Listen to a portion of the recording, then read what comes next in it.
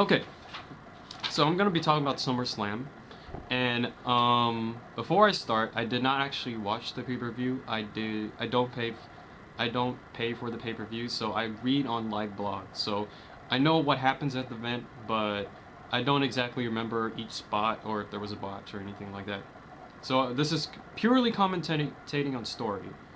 All right, so the first match was Kofi Kingston versus no, Kofi Kingston, Rey Mysterio, and John Morrison versus Alberto Del Rio, R-Truth, and The Miz, which is basically they got three random guys versus three random guys.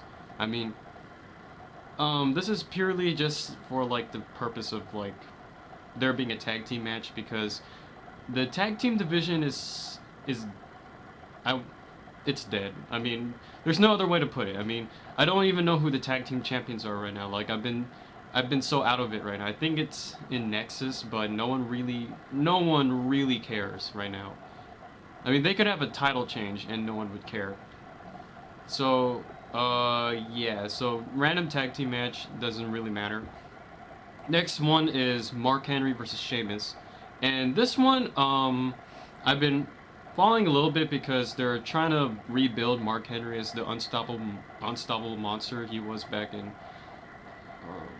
'06. He was around like when Batista was world champion, but it was, so they're trying to rebuild the thing where Mark Henry is, you know, he's big, he's strong, and he destroys every single person in his path.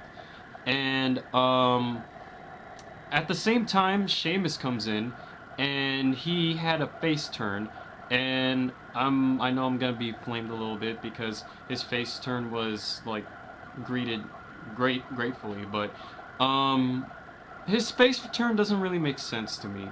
Like, I know that he's cheered a lot, and he has the charisma to be a face, but I don't understand why he turned face. Like, all they had him do was he fought a couple of heels, and then when Mark Henry had that open challenge, like, who wants to face me next? Sheamus comes out and he says he wants to fight Mark Henry, and he's suddenly face now. Like, usually for turns I expect like some story to it, like they, like, I don't know, not this where he just randomly turned. Like, I like that he's face. Like, I liked him better. I like him a lot better as a face than a heel, but the creative team kind of blew it with this one, in my opinion. So, anyways, the actual event, a lot of people expected Sheamus to win because Sheamus has been on a roll lately, but Mark Henry wins by countout. So, actually, this could have gone either way.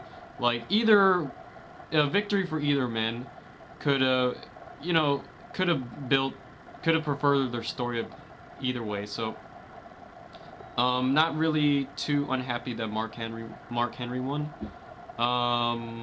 So moving on. Next one is the Divas Championship. Really, this is bullcrap. I mean, they can't come up with a good story for any of the divas. I mean, they're trying to do something with Natalya and Beth Phoenix, but it's still at the point where I kind of still don't care because they don't put on good matches. I mean, like, there's a reason why a lot of people call diva matches the bathroom matches, because nothing really is, and look, nothing was accomplished here. Like, the title didn't change hands, and it broke Phoenix's and Natalya's like momentum. Like, they turned heel, and they were when someone turns, they at least have like a few weeks of like wins, you know, to build them up. A loss here kind of killed it. So yeah, not only did it not accomplish anything, it kind of put the Phoenix and Natalya a little bit aback. I still kind of don't care, but yeah. Next match, Wade Barrett defeats Daniel Bryan.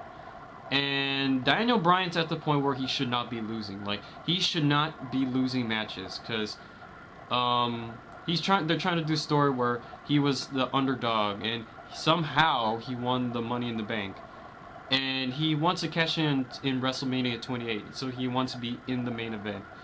But in order to do that, I mean, like, Daniel Bryan, if they had made him as a strong competitor in the beginning, like when he was in NXT, he wouldn't have this problem where, like, every loss he has puts him a step back. I mean, because if he had been dominant in the beginning, this loss could have been, it would have been meant nothing. But here he should have victories, like, maybe not straight, but he should have he should have like a good string of victories. Him losing, especially at a pay-per-view, it's really killing the momentum. And if it's still like this until WrestleMania 28, there's gonna be a huge problem. No one's gonna take Daniel Bryan seriously, which is possibly what they want him to do. What they want to do. Maybe they're trying to recreate the time when Rey Mysterio won the World Championship, but you know, they have to have him win. You know, and he lost to Wade Barrett. I mean, like, I know the guy is main event material, but the guy himself can't win a world championship. So the fact that he lost to this guy, it's not helping his situation. So I'm gonna move forward. Anyways, this is the last match actually. This was last year's SummerSlam didn't have that many matches either, but anyways, this match was Randy Orton versus Christian for the fourth time in a row. What was it? They had the first, what was it? It was over? Yeah, it was Over the Limit the first time when Christian was still face.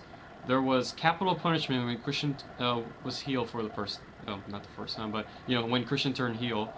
There was Money in the Bank, and now there's this. So that's 4 Christian versus Randy Orton matches. And in this one, Randy Orton won the belt back. I mean, completely blew it. Completely blew it. I mean, like, they completely destroyed the momentum Christian had. Ever since he won Money in the Bank. And I know he won it by disqualification, but you know, him winning the belt by disqualification, I mean, it helped his character as a heel. They're trying to make him as like he's the Weasley, like he's the kind of heel that Sheamus was. Like every time he's fighting Orton, he has to do it unfairly because Randy Orton's like the mega face that he can't beat. So